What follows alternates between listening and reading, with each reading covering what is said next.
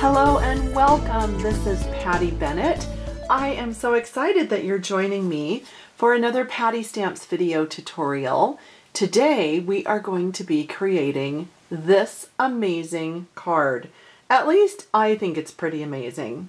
I created it with the Waterfront stamp set from Stampin' Up and Brusho Crystal Colour pigments. This is kind of like watercoloring with dry pigments, and when you add water you get a beautiful watercolor look.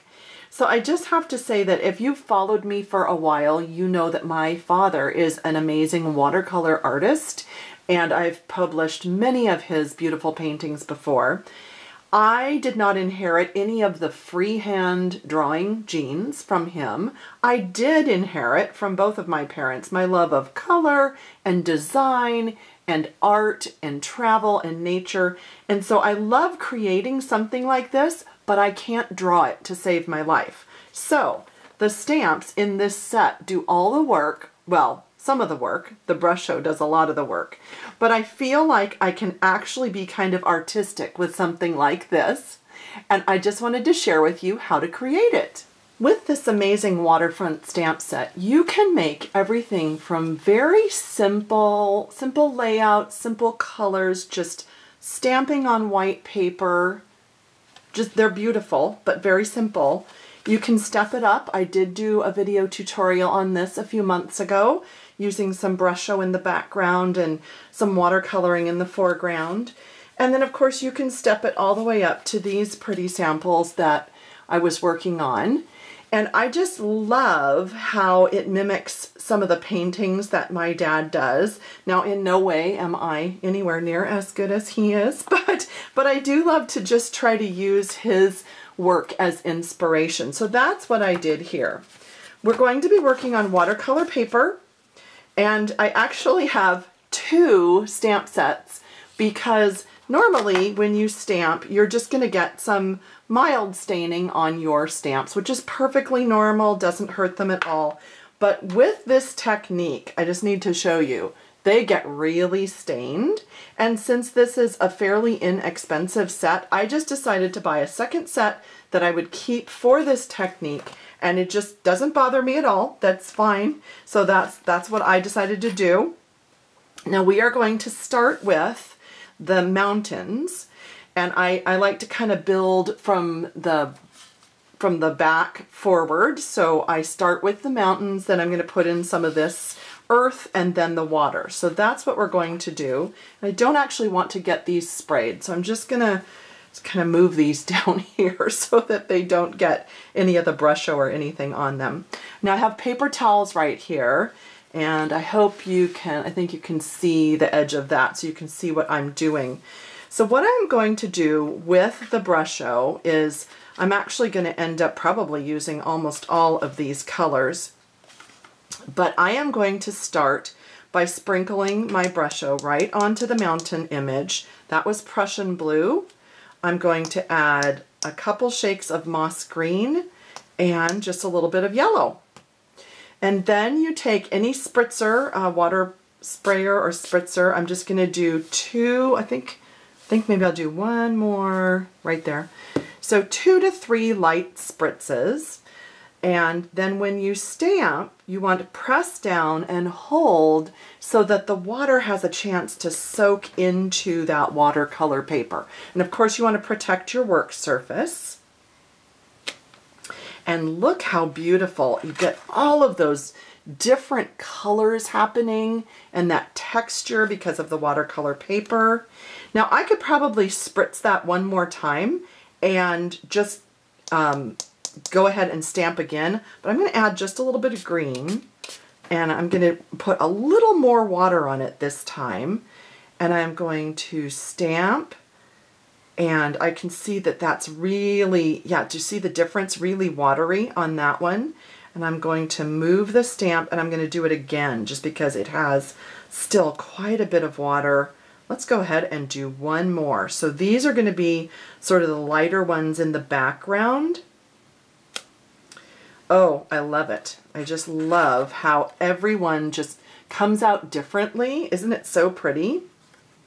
Now, you might want to have a couple of handy wipes, baby wipes handy, just because this does get kind of drippy and messy. So if you even want to wear rubber gloves, you can go ahead and do that as well. Now I'm going to add another row of the mountains, and I'll just go ahead and speed up the video so that you don't have to watch every single one. But it's basically the same technique that I just did, but I'm just going to add another row.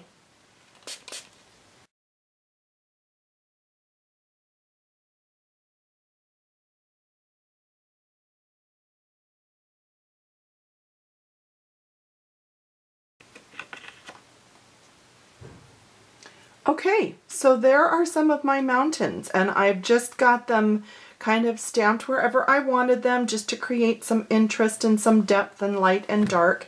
And then, oh, that's UPS, you know what that means.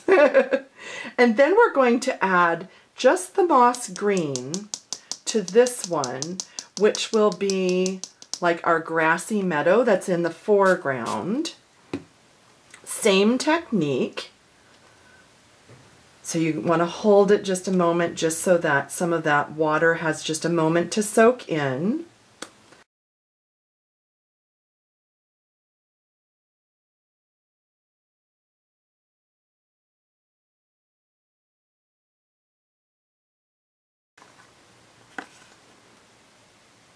Okay, so you can see that now we have sort of that mossy green meadow that's in front of those mountains. And then I'm going to use this image that is what I chose for the water. And on this one, I will only add blue.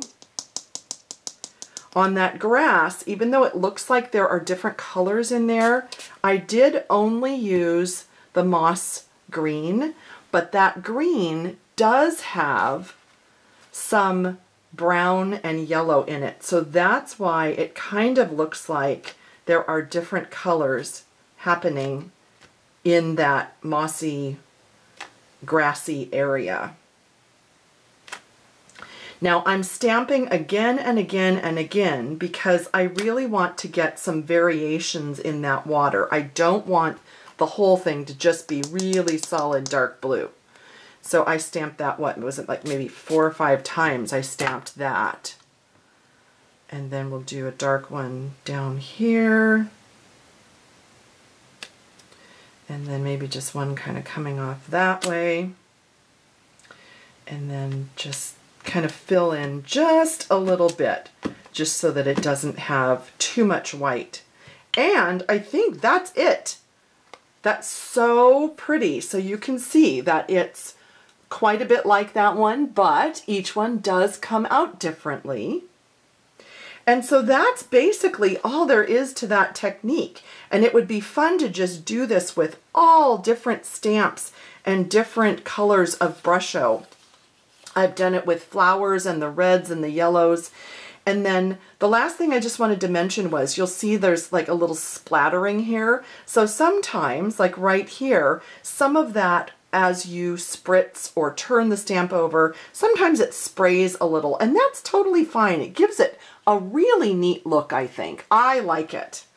So if you need any of these supplies, you can check out my blog at pattystamps.com, and I have everything there that you'll need, or you can go to mystamporder.com to order directly online. If you need a Stampin' Up! Catalog or a demonstrator, or you have questions, please leave me a comment or send me a message. Thanks so much. Bye.